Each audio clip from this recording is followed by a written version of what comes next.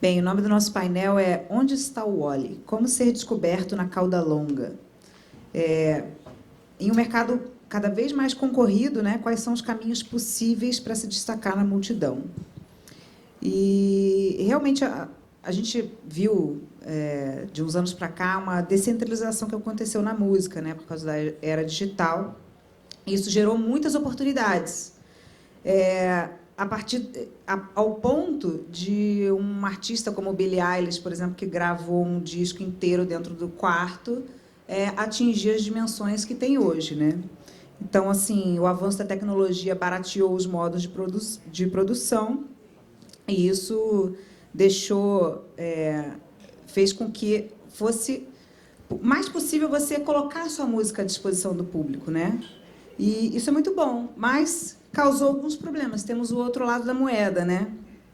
Outro dia eu estava assistindo um painel super interessante, até a Constância estava lá no Grammy Latino, né? Que foi um painel organizado pelo Grammy Latino, e que o nome do painel era E Agora? A ideia era debater o que vinha depois de produzir um álbum, né? Como você realmente o que fazer, né? E um dos debatedores era o Arthur Fitzgibbon, da 1RPM, e ele deu um dado super interessante, que eles atingiram um pico de 1.500 lançamentos em um dia. Então, assim, a gente tem muitas músicas hoje. O Mugi Canásio, que era quem estava mediando esse painel, ele falou, cara, isso há 20 anos atrás era o que se lançava em um ano na indústria brasileira. Então, a gente tem um trabalho aí de se sobressair, né? Eu acho que um chute calculado hoje, eu diria que a gente deve ter por volta de 15 mil lançamentos de música por dia. Então, é muita música e, com certeza, muita música boa, né? Então, eu queria, para a gente começar a conversar sobre esse painel, eu queria que cada um de vocês se apresentasse e falasse sobre uma campanha recente. Quais foram os desafios e os sucessos que vocês encontraram pelo caminho? Vamos começar pela Cris? Boa tarde. Bom, falar sobre uma campanha assim é um pouco difícil para a gente, porque minha empresa tem um ano, né? Mas a gente tem um caso que a gente trabalhou, que é uma artista que ela veio do zero. Ela realmente não era artista, não tinha nem o seu perfil de artista nas DSPs. E ela começou num trabalho de coaching, estúdio, gravando e tal. E ela fez e a gente resolveu lançar aquele produto. E foi um trabalho que foi assim muito bem sucedido por uma conjunção de fatores, né? Acho que teve um planejamento, teve uma linha que a gente traçou. Essa artista chama Clara Valverde. Depois de quase um ano, ela está de fato lançando um álbum agora, mas ela atingiu números super fortes, né, nas lojas. Ela caiu nas graças, enfim, dos algoritmos, e a gente teve um retorno. Que a gente pode chamar de campanha, né? A gente falando assim de algumas ações que foram feitas. Ela é uma artista jovem que tem muita interação nas redes sociais. Então, para o público que ela pretende atingir, isso foi super importante e ajudou muito.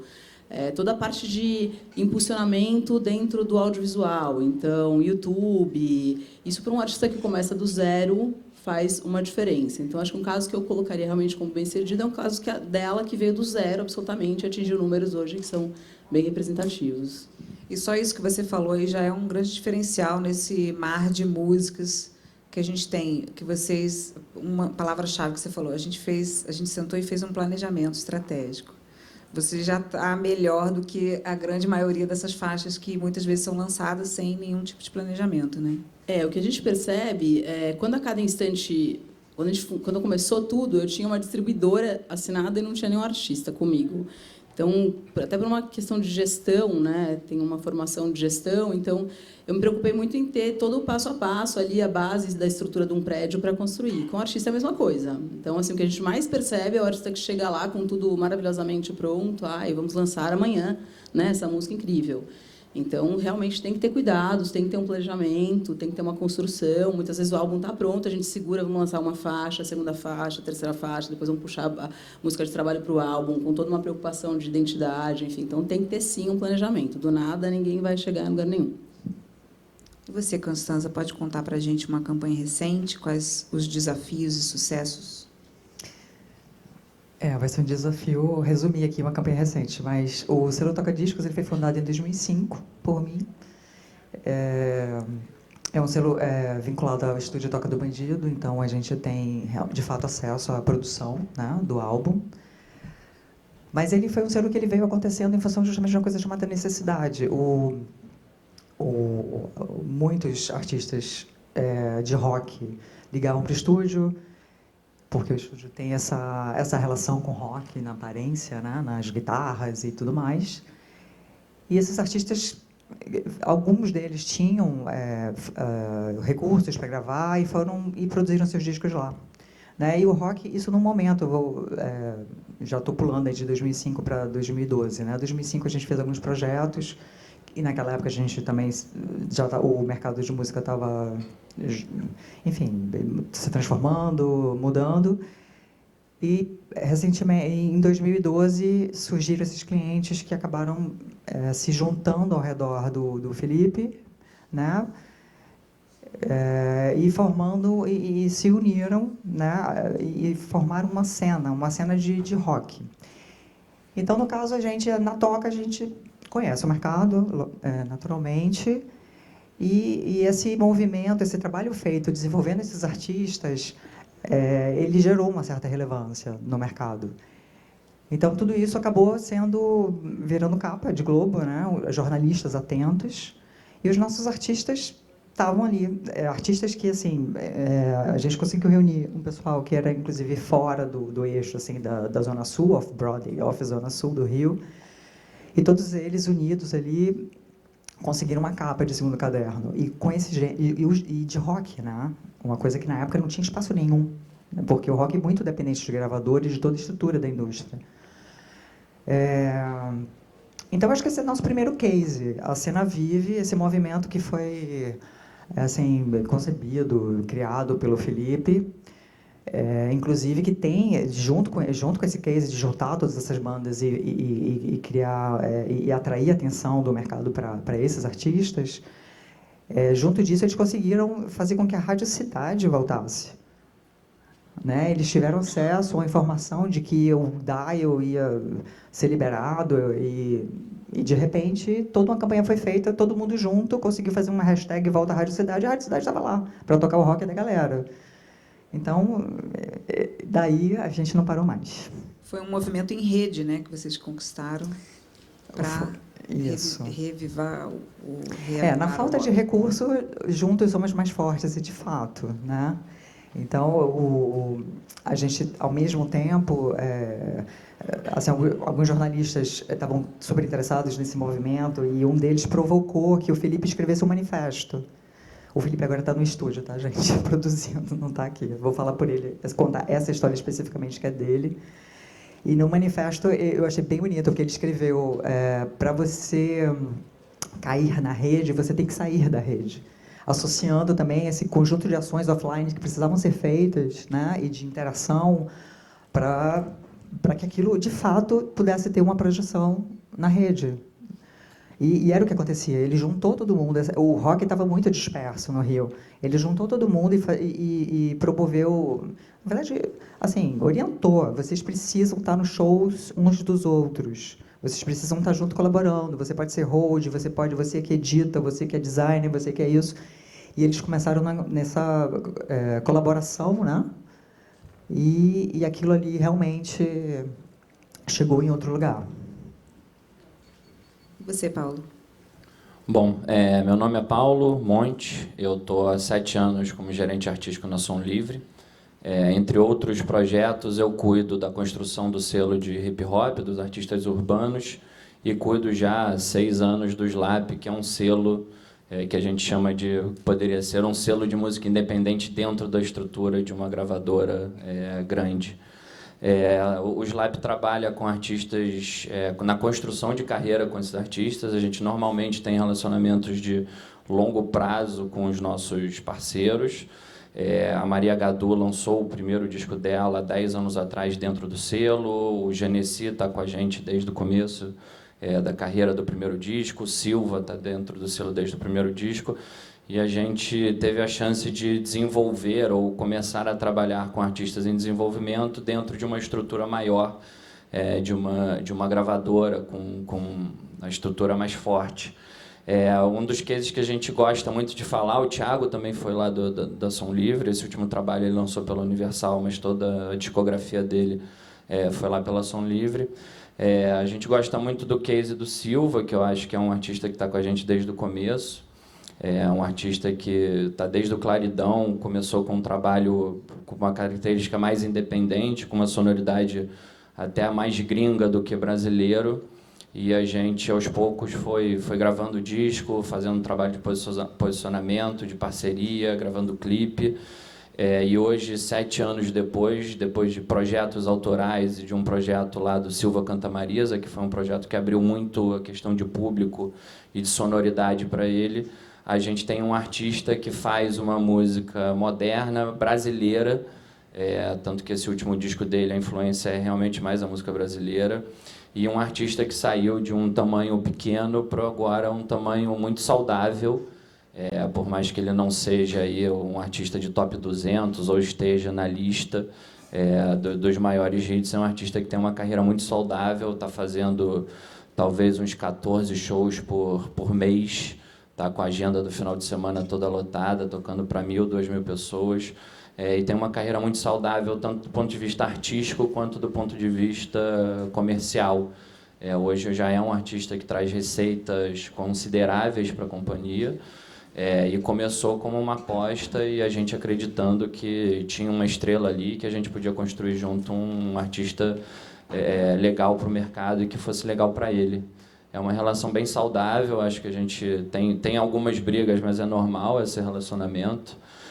Mas é uma relação muito saudável e ele está preparando agora mais lançamento. Acho que ele está com um novo planejamento de carreira legal para crescer ainda mais. E esse ponto de virada dele foi quando? O ponto de virada dele veio com o Silva Canta Marisa, eu acho que foi o primeiro movimento. Depois ele fez esse disco brasileiro, que é um disco mais acessível do ponto de vista de composição. Tem uma jogadinha aí comercial que foi inteligente, que é artística, mas também é comercial, que foi a parceria com a Anitta. Ajudou a puxar muito a audiência e os números de plataforma com ele. Ele fez uma música que chama Fica Tudo Bem com a Anitta. Convidou a Anitta para o universo dele, então trouxe ela para a sonoridade dele, ao invés de ir para a sonoridade do funk, que não tem nada a ver com a carreira dele.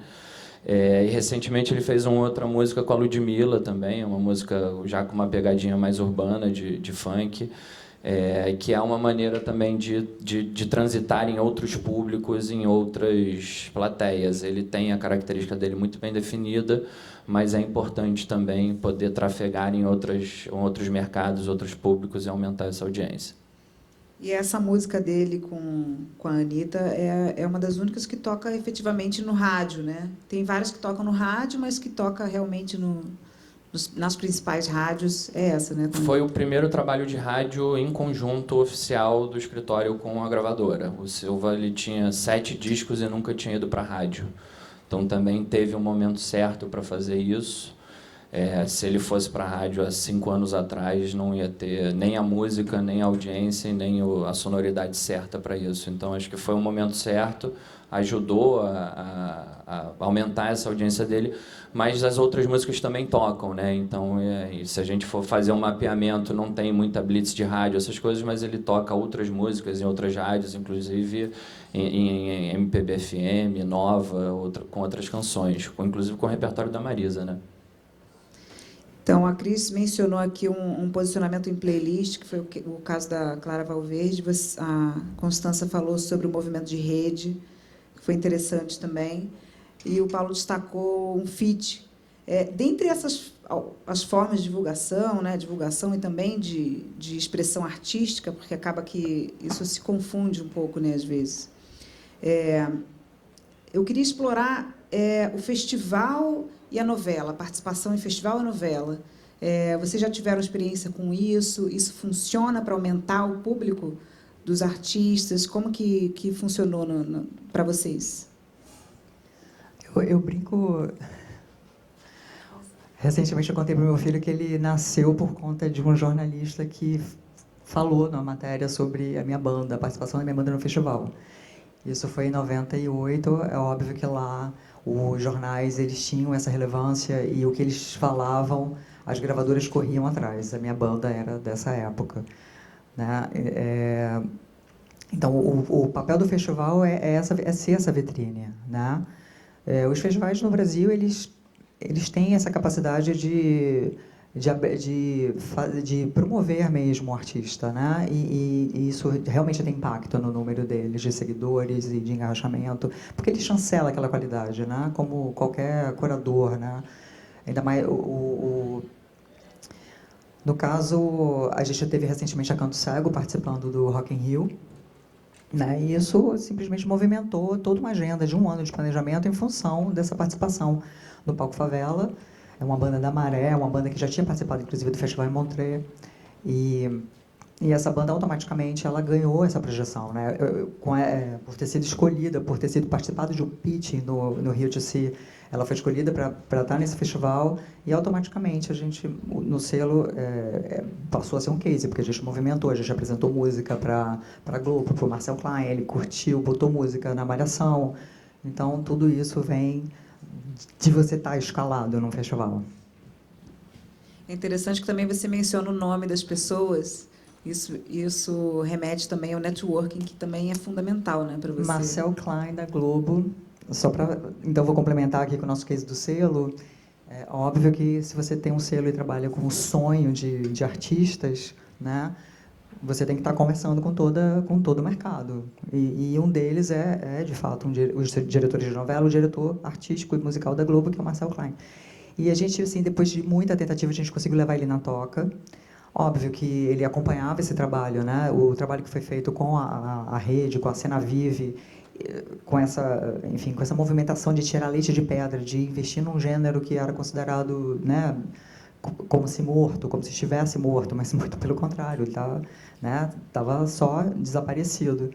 Ele foi até a toca e lá ele conheceu um outro artista nosso, que é o Shaw.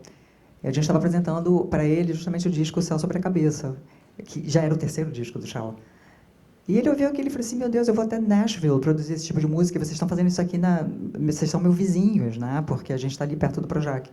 Eu nunca tinha vindo aqui para ver isso tudo, essa produção. E é isso, o relacionamento, o network, e o Marcel escolheu a música do Shaw para entrar na novela, né? O Outro Lado do Paraíso, e essa música teve impacto fundamental na carreira dele. E eu acho que são esses dois cases aí recentes que a gente tem. Você, Cris? Bom, eu acho que a conexão entre as pessoas, ela sobressai qualquer algoritmo, qualquer playlist. Até porque eu não consigo fazer absolutamente nada com um artista se a minha distribuidora, a pessoa de dentro da minha distribuidora não estiver junto com as lojas, enfim. Então, a conexão, eu falo que às vezes a gente confunde muito o mercado digital, por ele estar muito, né, impactando aí. O fator humano é fundamental. Na construção dos nossos artistas, da forma como eu trabalho, o fator humano é fundamental. Então, a gente realmente está sempre circulando, está sempre inscrevendo nos festivais, ligando para as pessoas que são os curadores dos festivais, tipo, lembra lá, né? Enfim, sempre tem esse apelo, porque é isso, o meu sonho seria o Marcel Klein sentar na minha frente e eu poder apresentar 10 músicas para ele, assim, é uma coisa que a gente talvez, você vê a dificuldade que é, né? E a gente realmente manda. Então, eu tenho um caso, até para ilustrar, que eu acho que eu mandei mensagem para ele umas 1000 vezes, não sei te dizer. E é, tipo, chato mesmo, sabe? Manda. E aí, por um acaso, também, esse artista, que é o Renato Godard, ele tinha um contato com um diretor de novela e falou, olha, vai ter uma novela sobre cavalos, não sei o quê, tinha uma pegada mais folk, o álbum. Então, foi uma conjunção de fatores humanos que fizeram essas pessoas ouvirem essa música, e essa música foi um disco que era a música que a gente menos apostava, ela entrou num personagem tema, que era o Malvino Salvador, no Orgulho e Paixão, se eu não me engano, o nome da novela, e foi um absurdo. A diferença é absurda em termos de retorno no digital. Essa experiência que a gente teve com o Marcel foi bem curiosa também, porque ele escolheu a música que ninguém apostava. Exato. Ou seja, eles têm, de fato, uma visão, né, muito específica. É a música que ajuda a contar a história, né? Eu lembro que tinha uma época... história da novela do que... Quando eu trabalhava com direito autoral, então tinha uma época que a gente recebia, principalmente da TV Record, todos os personagens da novela, a característica deles, para a gente poder indicar em cima daquilo. Então, não é a música que você acha muito foda do disco, não. É a música que realmente combina com aquele personagem, com aquela abertura, enfim. Então, às vezes, realmente é a música que você menos aposta, nesse caso do Godard, era que a gente menos apostava, que a gente não ouvia sempre, e realmente fez toda a diferença. Assim, os números dele realmente tiveram um apelo muito grande. A gente não fala muito em show, porque ele é um artista que, como ele é mais velho, ele já faz show naturalmente. Mas eu imagino para um artista jovem como Canto Cego, que eu também conhecia há um tempo atrás, acho maravilhoso. A chance de chegar num Rock in Rio sem ter toda uma construção é impossível, mas realmente novela é muito bom. O mecanismo de sync é diferente das plataformas digitais, né? Isso que a Elisa estava falando. A música precisa combinar com aquele personagem, naquela trama, contar daquela maneira. Até a maneira como o Marcelo escuta a música, o Marcelo, para escolher para a novela, é 10, 15 segundos e acabou. Porque se em 15 segundos você não comunicar para o público que está na televisão, é curioso, às vezes a gente briga com ele, eu já tive várias audições na frente dele e é assim, mas ele fala, cara, a televisão é diferente, não estou julgando a melhor música, o melhor single, a melhor gravação, a mensagem tem que estar lá em 5 segundos para dizer que aquele cara largou a mulher e ele está sofrendo e ele quer ela de volta.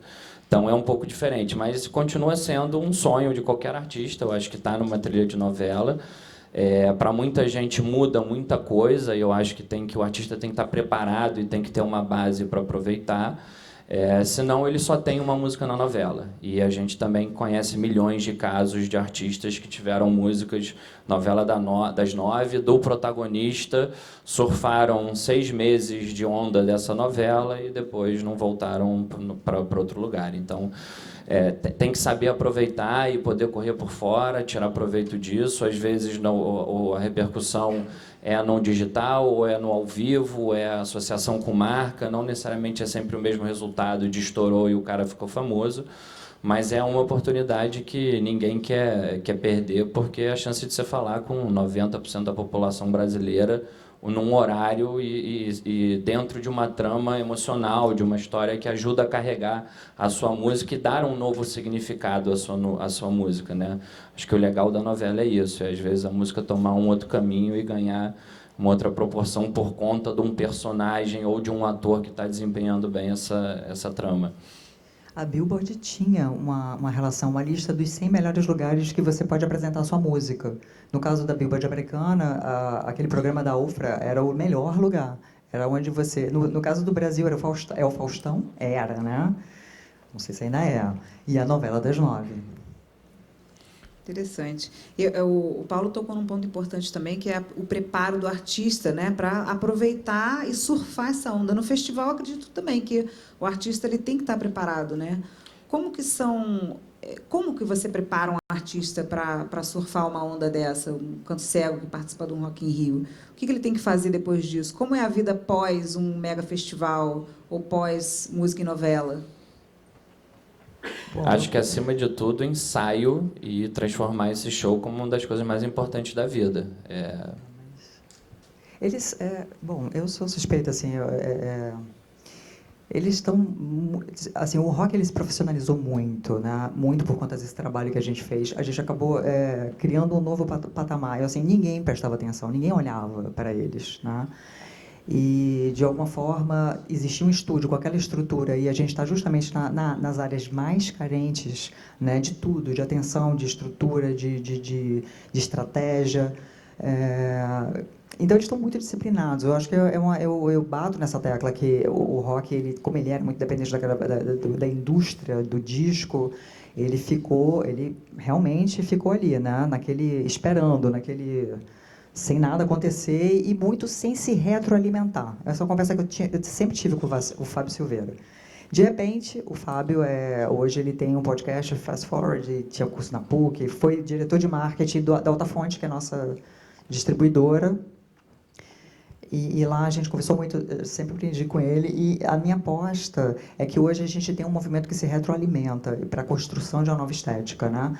E a disciplina, eu acho que é o grande pulo do gato, disciplina e você está aberto a dialogar com produtores, com direção artística, é o grande pulo do gato para você chegar nesse outro lugar, né? Para você sair talvez do sustentável, para você chegar... O mainstream exige disciplina, né? Como diz a o povo do fã, a Anitta, né? Super disciplinada e trabalhadora.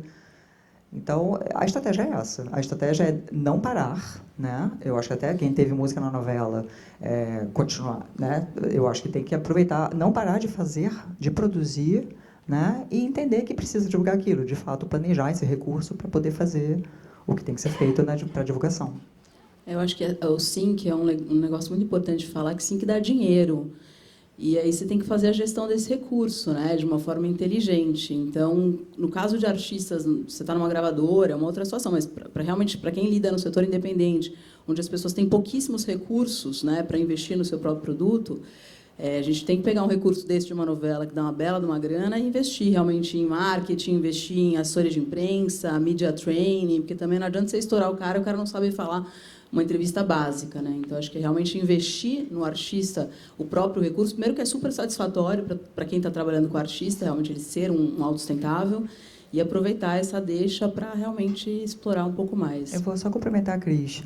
A gente está com um braço de áudio, de música para imagem na Toca. A gente chama de Toca Original, uma parceria minha com a Flávia Tigel, que é a compositora original. E a gente trabalha com o nosso catálogo, que é o One Stop Shop, tem tudo num lugar só. E a gente está na nossa 3ª série. Ou seja, a gente está movimentando todo esse catálogo também em programas de TV e séries, né, para canais. A gente fez Rotas do Ódio no canal na TV Universal. Estamos fazendo Tempo da Terra, um programa maravilhoso que estreou agora no canal Futura, e estamos agora partindo para a nossa 3ª série, que é chamada Os Ausentes no TNT. É realmente... Preciso fazer uns pitchings das minhas músicas com você, Constança. Não, Cris, vamos marcar esse churrasco lá na Toca Maravilhoso. do Bandido. Supervisor. Primeira mulher music supervisor que eu conheço. Não sei se tem outras. E o que é o sucesso, né? Como que vocês identificam? É claro que a gente, né, empiricamente, a gente consegue observar quando o artista está galgando passos maiores. Mas vocês acompanham alguns KPIs, né, que são os indicadores de performance. Quais são esses KPIs que vocês identificam? Ouvintes mensais, agenda de show lotada, lucro, impacto artístico? O que vocês acompanham? Acho que cada artista tem uma KPI estratégica, né? Então, não dá para medir todo mundo pelo mesmo resultado, principalmente o resultado de número de plays ou o resultado financeiro. Quando a gente fala de artista pequeno, acho que são pequenas vitórias que vão levando para frente. Mas a gente mede desde plays e streams, que são os números básicos do mercado, circulação, então às vezes o artista não é forte no digital, mas é um artista gigante no ao vivo. Você não pode julgar uma Baiana System pelo resultado do Spotify dela. Basta ir num show da Baiana System para ver o que acontece no show e você entende o tamanho da Baiana pelo show. Então a gente mede variáveis, às vezes, muito objetivas e claras e coisas subjetivas, que é conseguiu uma música na novela, um artista novo, ganhou um destaque numa playlist pequena, mas passou de 100 mil plays para 300 mil plays. Ganhou seguidores no Instagram. Então, um exemplo que até comentei com você, o Silva, quando gravou o clipe com a Anitta fez um post no Instagram que deu ao Silva 20 mil seguidores em 48 horas. Isso é uma métrica legal também de sucesso, né? Então, não dá para ser só o sucesso financeiro. Acho que quem está construindo o artista tem que ter um pouco de paciência. O mercado não tem muita paciência, o mundo hoje não tem muita paciência, mas o artista tem que ter paciência. Eu brinco que não é corrida de 100 metros, é maratona. O cara tem que correr 21 quilômetros, depois pedalar não sei quantos quilômetros, depois nadar mais tantos quilômetros, e quando ele chegar lá, ele não chegou, ele ainda tem que continuar correndo. Então, perseverança, resistência, qualidade, cara. Por mais que tenham casos esporádicos de músicas sem qualidade ou que a gente diria que não são legais, não são tão boas do ponto de vista técnico, tem que ter qualidade e esforço. E sorte, né? Acho que também sorte é um fator importantíssimo aí para esses números e esses KPIs darem certos, mas não tem uma métrica única. Eu acho que são saber valorizar essas pequenas conquistas e construindo um tijolinho em cima do outro. Tem que ter base. Depois você chega num tamanho e não tiver a base, a queda é muito maior e o esforço para você voltar para o mesmo lugar é muito mais caro. Então, Acho que lucro é uma coisa que realmente tem que ter uma paciência, uma resiliência quando você está empreendendo, que é uma coisa absurda, assim, né? Porque não dá para, é uma coisa muito longa, assim. Então eu tento trabalhar essa mesma paciência que a gente tem que ter para ter lucro como gesto, como empresa, como selo, com o artista na hora que ele está desenvolvendo o trabalho dele, né? Mas uma métrica que a gente usa muito, né, é a parte dos analytics, das GSPs como um todo. Obviamente, listenings mensais, apesar de que eu sempre digo que isso não é absolutamente relevante no nosso caso, que trabalha com artista independente, porque muitas vezes o cara tem um número mensal incrivelmente lindo e não vende um show. Então, a gente realmente tem que saber trabalhar muito essas questões hoje das métricas, porque elas podem te confundir, né? Você olha ali um artista que tem, sei lá, 500 mil listenings mensais e realmente o cara não consegue vender um show. O contratante ainda não enxergou isso, né? No mundo real, ele tem uma dinâmica diferente. Mas eu acho que tem várias formas, como o Paulo disse, e principalmente essa questão do lucro, do PNL de um artista, você tem que ter muita paciência. Lucro eu não diria, assim, não dá nem para a gente falar nisso, óbvio, mas se a gente fala em sustentabilidade e investimento, né? Justamente reinvestir. Agora, a nossa métrica no selo, ela está muito mais relacionada ao impacto artístico. A nossa banda, a The Badios, desde que eles começaram o trabalho com toca-discos, eles tiveram 2 discos indicados ao Grammy. Eles figuram nas listas de melhores discos do ano, APCA, todas as listas brasileiras, eles estão lá, encabeçando o top 3, né? Ou seja, uma banda de qualidade artística, né? Mas se você for avaliar números... Belíssima banda e belíssimos discos mesmo. Pois é, valeu, Paulo, obrigado. Mas no caso de números de Spotify, a gente tem todo um trabalho a ser feito. E olha que eles fizeram, a gente lançou o recurso, lançou Mode Fit, ou seja, eles fizeram agora com Cell, Baiana System, com Far From Alaska, esqueci o nome dela, o guitarrista do O Cidadão Instigado, ou seja, eles estão, né, eles existem enquanto artistas, pela qualidade deles, mas os shows ainda são pequenos. E eu acho que isso tem a ver com toda essa coisa revolucionária do rock, né? Essa coisa que a gente se propôs a fazer. Então, por enquanto, a gente não se preocupa muito com os números e sim em impactar artisticamente. E o importante é que a definição de sucesso seja o mesmo do selo e do artista, né? Porque quando cada um pensa numa coisa diferente é que dá a confusão. Não tem problema nenhum o sucesso do cara ser tocar uma vez por mês. Você só vai dimensionar o seu investimento e o seu esforço para esse tamanho de sucesso. Então, a gente entende lá que no Brasil, principalmente, tem um mercado midstream gigante, que ninguém olha, está todo mundo olhando para a ponta ou para o topo, ninguém está olhando para o meio, e não tem nenhum problema estar no meio, você ter uma carreira saudável e você está feliz com isso. Assim, ninguém precisa ter a música mais tocada do Brasil para ser feliz, e a gente, como selo, é legal entender o tamanho do artista, o momento do artista e onde ele quer chegar. Dificilmente alguém consegue levar um artista para um caminho que ele não quer ir e ele ter sucesso. Eu acho que pode ser muito temporário isso, e depois o cara vem e faz um negócio completamente diferente e joga aquele público todo, ou joga toda aquela construção fora, porque ele queria, não era cantar música baiana, ele queria era fazer música autoral no violão. Então, acho que é importante também a gente alinhar essa definição de sucesso e trabalhar junto com esse objetivo. Senão, para mim, o sucesso é o Spotify, e para o cara é tocar ou tocar em algum lugar específico, ou num festival ou numa rádio. Legal. Pessoal, eu queria lembrar a vocês que tem aqui um número de WhatsApp, eu já estou até recebendo algumas perguntas aqui. Tá? E nos 15 minutinhos finais a gente vai ler as perguntas. Eu queria explorar um pouquinho essa coisa que vocês falaram sobre ansiedade, né? Porque isso é a doença que assola a humanidade hoje, e no mundo artístico também, muito, né? Principalmente.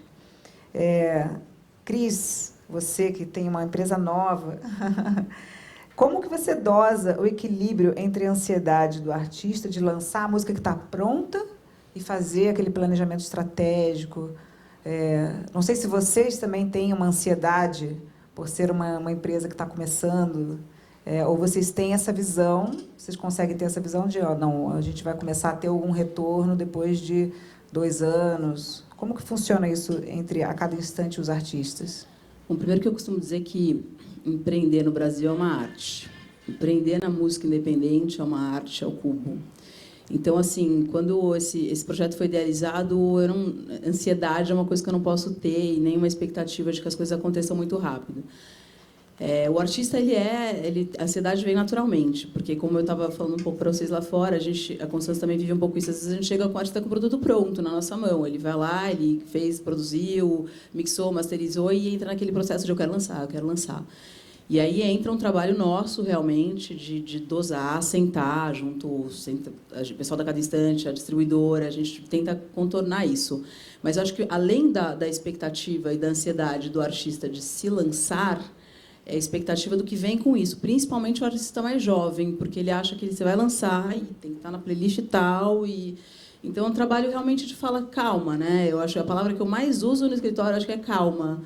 Porque é um processo de construção, assim, nada garante. Mesmo que eu coloque numa playlist Novidades da Semana, saiu na semana seguinte e já era. Então, o que você tem de produto com qualidade para que a gente faça um trabalho de médio prazo, aí, escalonado, e que a gente consiga mostrar para as prateleiras de todas as lojas possíveis o que vem depois disso, né? O que vai estar consolidando esse projeto. Mas é realmente um processo de terapêutico, basicamente. A gente se sente, às vezes, fazendo uma terapia com o artista e que, às vezes, você tem paciência, às vezes, não. Né? Então, mas eu acho que é por aí, é terapêutico. Acho que 90% do nosso trabalho é terapia, 10% é repertório. Tem que ser psicólogo trabalhar pra com ter artista, eu hoje estava vindo cedo, só consegui sair de casa 2 horas depois para contornar a crise com artista. Assim, é normal, eu também brinco que faz parte do nosso trabalho, a gente reclama, mas é recorrente, vai continuar acontecendo. Junto com as crises tem os momentos legais pra caramba e que ajudam a fazer valer a pena. Eu acho que assim, tentar ter planejamento. A gente faz contas a longo prazo, a gente consegue fazer contratos a longo prazo, então também isso é uma coisa importante. Se você quer ter um relacionamento de longo prazo com um parceiro, você precisa de um contrato de 3 ou 5 anos. Não adianta fazer um contrato de 1 ano que o resultado não vai vir em 1 ano, a métrica não vai vir, você não consegue nem aprender a trabalhar com artista em menos de 1 ano. Então tem que ter planejamento e tentar equilibrar as apostas com as coisas que são um pouco mais garantidas. Então hoje lá no nosso casting, a gente na Som Livre, como qualquer outra gravadora, tem quem paga a conta e quem está usando o dinheiro de quem paga a conta para ser o próximo artista a pagar a conta. Também é quase como uma incubadora, né? A gente não está fazendo também com um trabalho de desenvolvimento de artista só uma filantropia, alguma coisa de bonito para a música. A gente está construindo os artistas que daqui a 5, 10 anos vão estar no lugar de destaque dos artistas que hoje pagam essa conta.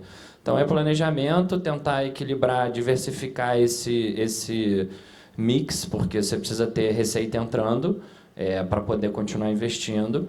E paciência, se associar às pessoas legais, ter paciência, insistir.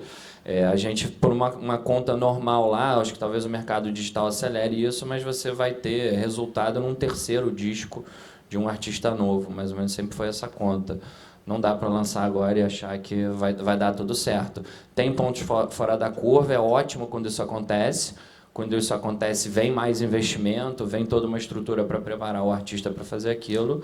Mas, na maior parte das vezes, é paciência, tempo, planejamento e muita conversa, engolir muito sapo para tratar com os artistas. É difícil, mas também é legal, assim. Acho que é prazeroso, de certa forma. Quer falar? Pode falar. Como a gente é estúdio, no nosso caso, o nosso modelo de negócio é diferenciado.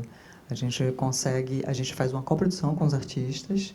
E, por um lado, isso dá a gente o fôlego, né, de continuar trabalhando com eles, independente, né, de fazer essa coisa da incubadora, né, de fazer um desenvolvimento artístico com eles. E, ao mesmo tempo, como eu estava conversando com a Cris lá fora, muitas vezes, como eles pagam algumas contas, é difícil você mudar algumas coisas. E aí entra o fator ansiedade, que vai acabar fazendo com que ele lance numa hora errada. A gente não consegue segurar alguns lançamentos ou algumas ações. Mas também que isso só vai servir de experiência para um acerto no próximo, porque estamos juntos caminhando, né? Então, cada vez, os erros vão diminuindo e eles vão entendendo como precisam driblar essa ansiedade. Ansiedade é uma coisa que não existe muito na Toca do Bandido, nós somos todos... Eu sou professora de yoga. Acabaram de voltar da Índia, do Nepal. O Felipe é um guru, a gente passa isso, fazemos yoga juntos, quem estiver precisando, o artista vai lá e toma uma aulazinha de yoga. Então, só assim os roqueiros também, né? budistas. Eu queria falar um pouquinho sobre o orçamento, né? Como que se decide o quanto que vai investir num artista e para onde que vai esse orçamento, né? No que se gasta para fazer com que esse artista se sobressaia na cauda longa? Qualquer um dos três ou os três. Depende muito do momento do artista. Tem momentos que a gente vai passo a passo com um pouquinho de dinheiro mesmo por vez. Tem momentos que a gente percebe algum indicativo de que ou o mercado está aberto ou o cara está no momento bom, a gente investe mais. Mas também assim, tem um mínimo que você precisa para fazer as coisas direito. Assim, não dá para achar que vamos lançar, grava um disco com R$5.000, faz 2 clipes com R$500 e acabou.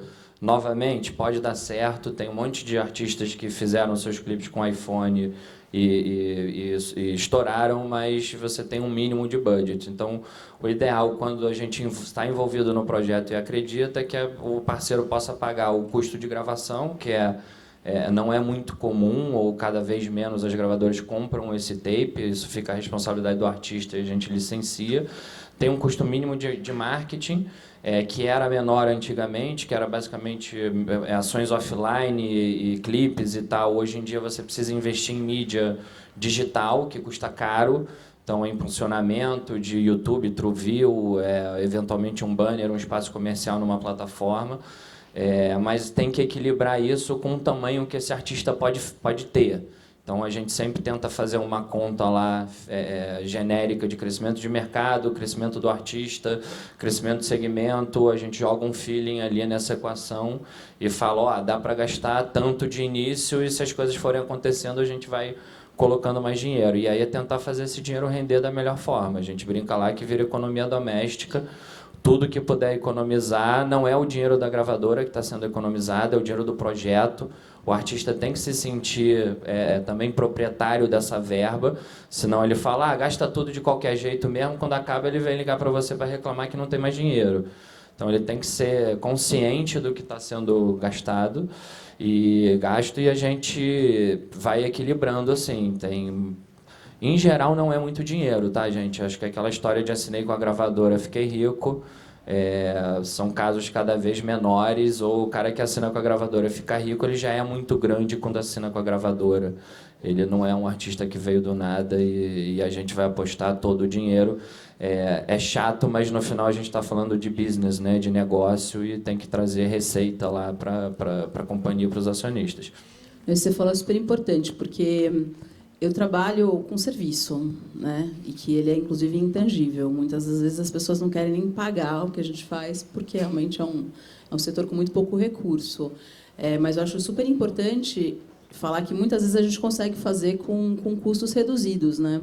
Outro dia, eu conversando com uma pessoa que estava num evento, falou assim, me falaram em 30 milhões. Eu falei, cara, o dia que eu ver 30 milhões na minha frente, sei lá, saio correndo, vou curtir a vida.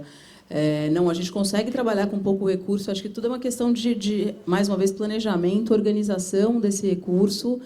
E, no nosso caso, a gente atende todo tipo de artista. Então, tem artista que chega para a gente e fala assim, do zero, eu quero pagar para chegar lá. E eu falo, não, você não vai pagar para chegar lá, porque você não vai chegar lá. Então, vamos reduzir esse pagar. Eu acho que a gente realmente tem que ter esse senso de transparência, justiça com o artista, porque é o sonho do cara ali que está colocando toda a grana dele muitas vezes, né, nesse projeto. Mas é possível, sim, para o artista independente fazer um trabalho muito bem feito, com qualidade, com custo reduzido. A gente trouxe de São Paulo, num final de semana, uma capacitação justamente nessa parte, né, de empreendedorismo. Era uma aceleração, né, Acelerarte, o pessoal do Acelerarte. E foi bem interessante porque o artista ele precisa ter essa visão, né, de tudo, aonde que eu trabalho, aonde que eu tenho que gastar e aonde que esse trabalho tem que chegar. E hoje a gente vive esse momento de ubiquidade na publicidade, na promoção. O trabalho precisa estar em todos os lugares, o máximo que você conseguir. Então, otimizar, né, é a palavra. Mas a gente, no caso, como a gente está... o selo nasceu dessa base da rede, um ajuda o outro. Então, existe essa coisa da colaboração que economiza bastante, né? Um pode editar o clipe do outro. Não é nem mais assim. Hoje a gente já vive outro momento, porque o selo pegou toda aquela galera que era da cena VIP e desenvolveu de tal forma que hoje nós somos um selo e são quase 20 artistas, né? A gente está com um catálogo de quase 600 músicas lançadas. E com base nisso, com base em poder fazer essa otimização do budget, qualquer grana que exista. E a gente, Edital Natura, Projeto Impulso BC, que deu 15 mil, crowdfunding, Lei Rouanet, whatever. Tudo isso foi dinheiro investido nesse nosso catálogo aí de quase 600 faixas. E tem uma coisa engraçada que, até para falar, você falou do podcast do Fábio Silveira, às vezes eu falo para o artista, escuta, porque, por exemplo, investir em clipe, que é uma coisa que às vezes o artista pira com esse lance de fazer um clipe magnânimo, né, e coloca uma grana absurda. E aí eu estava ouvindo o podcast, eu falei, olha, fulano falando tem que ouvir, porque ele já dá ali uma métrica, o pessoal da Amigo falando que, não é bem assim, o retorno é menor hoje em dia, né? Então tem que tomar cuidado para realmente direcionar o artista para colocar o dinheiro no lugar certo. Por conta de uma própria limitação do YouTube, né? Ele vai gastar uma grana e quem vai ver? Né? E acho que a tendência do YouTube é continuar assim, né? Até que eles encontrem um outro modelo, como tem cada vez mais conteúdo, o clique vai custando menos e a gente vai ganhando menos dinheiro. Hoje as plataformas pagam muito mais do que o YouTube, mas ainda é uma ferramenta de disposição de imagem. Talvez a gente volte um momento que virou promocional, não é mais tão financeiro. No volume gera muita receita, o YouTube paga muito dinheiro para as gravadoras e até para artistas independentes, mas tem que ser inteligente, cara. O dinheiro não é fácil, custa muito esforço, tempo ganhar dinheiro e não dá para gastar tudo de uma vez sem pensar nos próximos passos. Quando a gente às vezes tem que tomar uma decisão de gastar muito dinheiro, a gente deixa claro, esse é o último tiro, se a gente der esse tiro, acabou, não vai ter mais o que fazer e todo mundo segura a mão e dá o tiro mesmo, torcendo para dar certo, assim. Ninguém solta a mão de ninguém. Mas aí a gente volta para o fator sorte que o Paulo falou. No caso, o Baco Exu do Blues, eles tiveram uma super parceria e tiveram um clipe incrível, né, que ganhou em Cannes um prêmio de publicidade. Né? O Baco Exu do Blues está gravando agora 15 dias de toca do Bandido.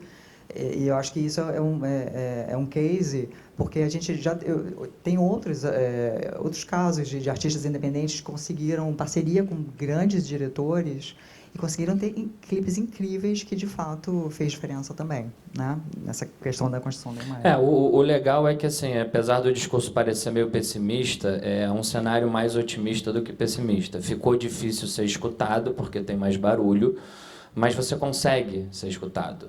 Sim. Talvez há 30, 40 anos atrás você só tinha um caminho para seguir, ou você fazia aquilo, ou você não tinha como gravar um disco. Então, existem mais caminhos.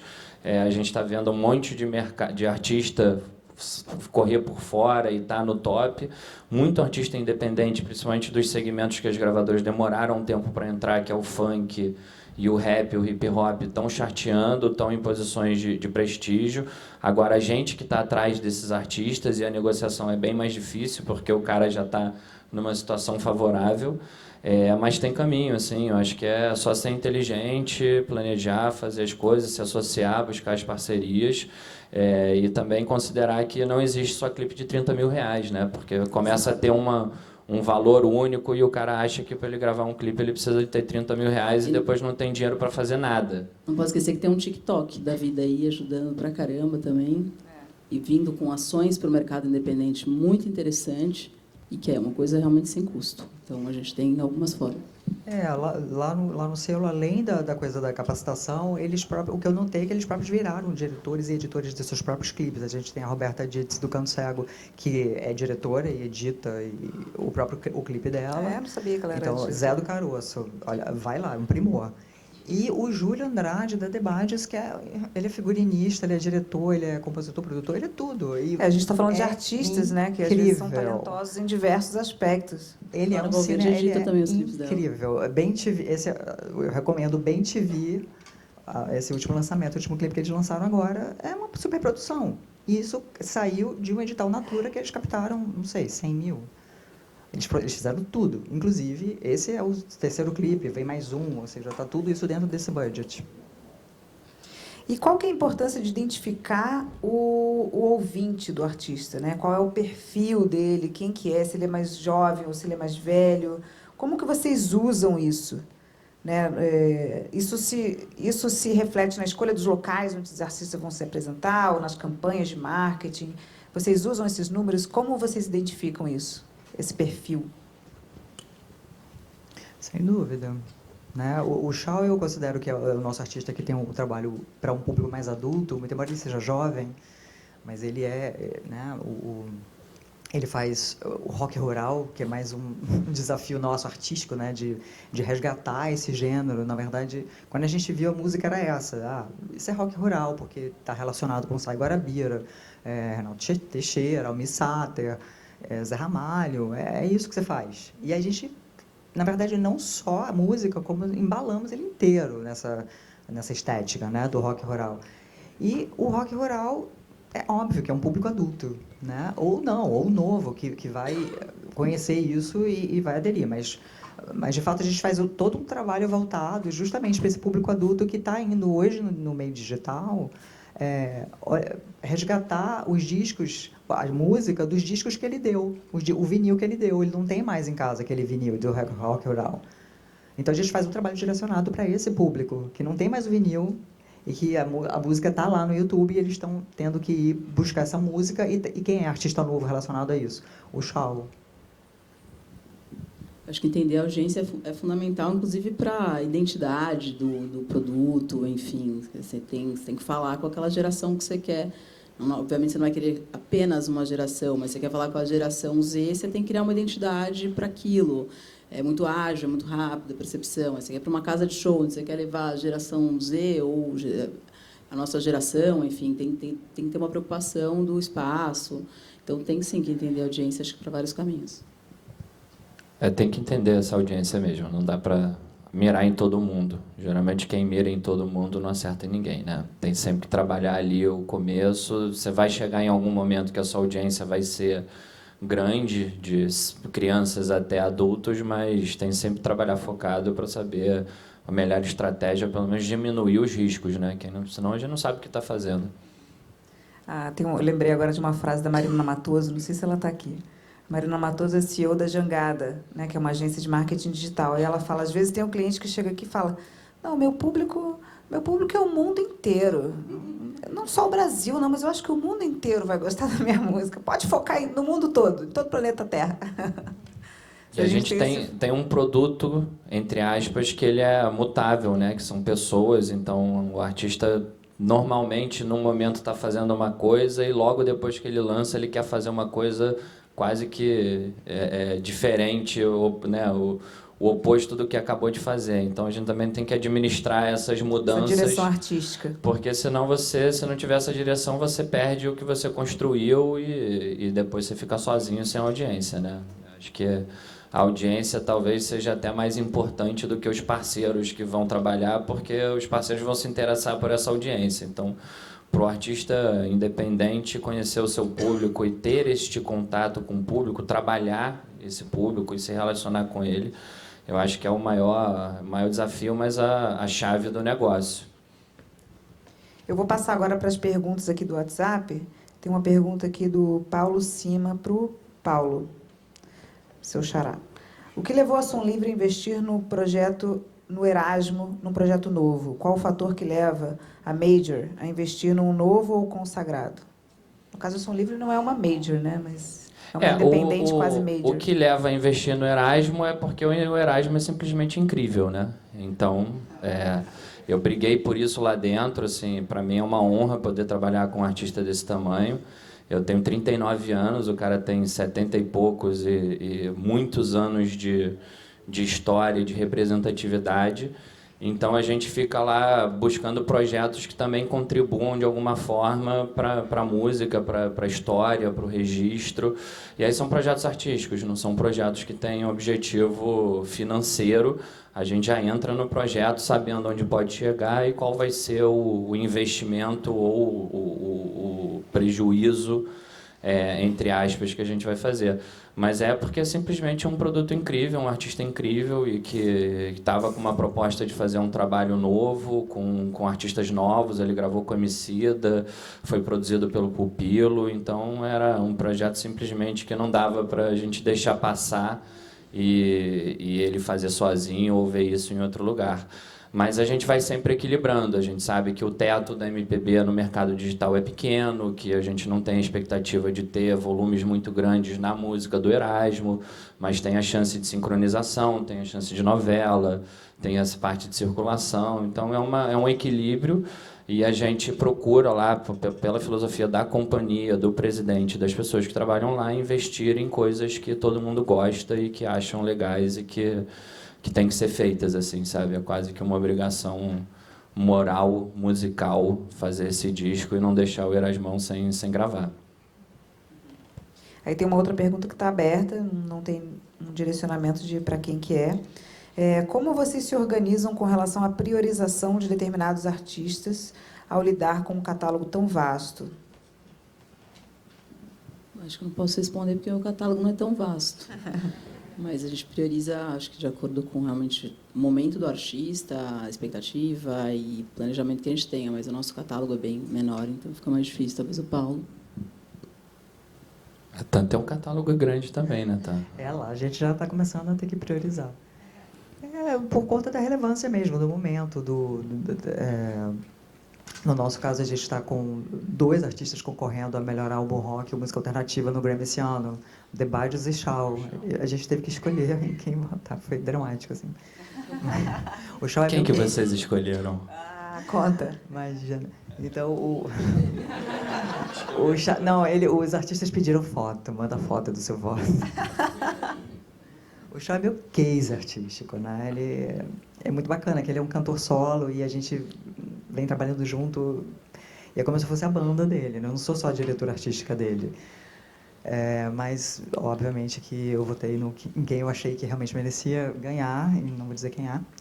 Mas, no caso, a gente tá com a banda Canto Cego, impulsionada pelo OBC, então a gente fica perturbando todo mundo. Assim, quem estava meio na crista da onda, mas a gente tem grandes discos, como o do Facção Caipira, que eu sincronizo nas minhas séries, porque é simplesmente um repertório maravilhoso. Mas, assim, muito embora a Facção Caipira tenha sido uma banda que participou do Superstars, e a Sandy ficou, cadê aquela banda? E eu falei, vamos chamar a Sandy para fazer o release do disco de vocês. Não quiseram, não me ouviram. Mas é isso, né? Quando o artista é independente. Então a gente vai tirando leite de pedra por enquanto, né? Mas a gente já está chegando aí num outro momento. Como o fluxo é muito grande lá na Som Livre, a gente tenta equilibrar os lançamentos até junto com os lançamentos dos artistas populares, assim, tentar posicionar eles em janelas que sejam mais estratégicas para eles. Então, dificilmente eu lanço 2 artistas do selo do mesmo gênero na mesma semana, para que um não compita com o outro e que a gente tenha espaço para a equipe se dedicar àquele lançamento, porque também, por mais que a gente esteja numa estrutura grande, a gente tem um time dedicado de pessoas que trabalham alinhados com esse lançamento e que se tiver 3 lançamentos na mesma semana, dá confusão e a gente acaba competindo entre si. Então a gente tenta fazer essa janela de lançamentos, tem um fluxo, o cara que acabou de lançar o álbum tem um fazendo na fila, a gente já tenta, com antecedência de pelo menos 1 ano, programar essas datas fictícias, esses prazos sempre andam, a gente nunca consegue ser tão preciso assim, mas é tentar separar numa janela de lançamento os produtos para eles terem o máximo de visibilidade e não competirem entre si. Eu sei que se eu lançar, sei lá, uma música do Luan Santana e da Marília na mesma semana, elas estão competindo mais ou menos no mesmo pelas mesmas playlists. A maioria das vezes a gente consegue controlar isso, às vezes não consegue. Tem um artista que quer, por uma data específica, fazer aquilo porque quer, que é a data de sorte dele, o aniversário dele, ou ele sonhou que ele tinha que lançar no primeiro dia do verão ou da primavera. A gente lida com isso. Às vezes faz sentido e às vezes a gente diz, cara, ó, sua data era essa, se você perder essa janela, a lua vai estar diferente e eu não posso fazer mais nada, vamos ter que escolher uma outra lua. Olha aí no calendário, vê quando é que vai estar uma lua legal de novo. Aí a gente vai ajustando esse calendário, mas tentando respeitar esses espaços, senão a gente compete com a gente mesmo, né? A gente tem um artista que ela não lança se Mercúrio estiver retrógrado. Eu também não lançaria. Não entendo muito, mas... Mas é uma sábia decisão, né? Quem entende de Mercúrio retrógrado acredita, eu acho que foge dessa data, né? Acabamos Se você de sair não de acredita Urano no Mercúrio, não tem retrógrado, que é problema, pior vai que nessa. Mercúrio retrógrado. Não vai dar tempo de fazer todas as perguntas, tem a última aqui. O fato do artista estar na gravadora Som Livre facilita até que ponto a entrada de músicas em novelas? Vamos lá, a gente compete quase que da mesma maneira que todas as outras gravadoras em relação à música da novela. Muito mais porque a novela tem uma característica específica para a música. Então, a Globo não trabalha com as músicas da Som Livre, não trabalha com as músicas das outras gravadoras. Quem escolhem as músicas são os diretores musicais, os diretores das novelas, às vezes o cara que escreve, e ele está pouco se ligando para que gravadora é. Na verdade, ele nem sabe que gravadora é essa. O que facilita é que, como somos empresas do mesmo grupo, a gente tem uma linha direta mais próxima. E aí, no meu caso específico, o Marcel foi meu chefe durante 5 anos. Então, pela proximidade de relacionamento e de networking, eu ligo para o Marcel da mesma forma que a Constância liga. Mas ele também fica, às vezes, uma semana sem me atender porque está ocupado. Então, a gente compete mais ou menos, impede igualdade. Porque estava falando com a Constância. Impede igualdade. E é uma questão de quem tem a melhor música, cara. Para novela é que tem a melhor música. Não é quem é mais bonito, quem está mais famoso, quem tem o melhor relacionamento. É quem tem a melhor música. O que às vezes acontece é eles pensarem os artistas que estão no momento bom para fazer uma regravação específica para a música da novela. Então foi assim que o Baiana System entrou na abertura de Segundo Sol cantando uma música da Cássia Eller. Mas a gente tem um contato direto, mas não tem nenhuma preferência assumida nem verbalizada. A gente briga de igual para igual e tanto que se você for comparar lá a quantidade de músicas, tem novela que a Som Livre tem 1, 2 músicas e a Sony tem 5, 8. Não é feito ainda isso. Não é um limitador. Legal. Pessoal, quero agradecer ao nosso público que está aqui, a Luciana Pegoré, Music Trends, por esse evento necessário aqui da formação do nosso mercado, cada vez mais profissional, aos nossos debatedores, Paulo Monte, Constança e Cris Falcão. Obrigada a todo mundo. Valeu.